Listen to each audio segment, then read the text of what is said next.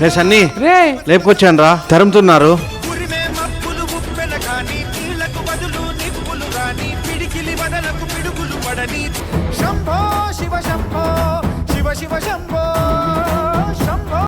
నాన్నా నాయనా తిప్పి తిప్పి మళ్ళీ వాళ్ళ ఊరికే తీసుకొచ్చావు కదరా.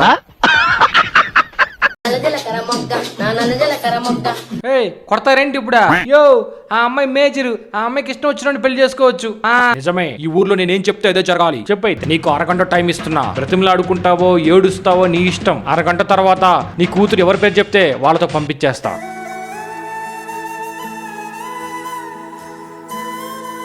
మీ మామది ఎమోషనల్ గా మాట్లాడుతున్నాను మచ్చా.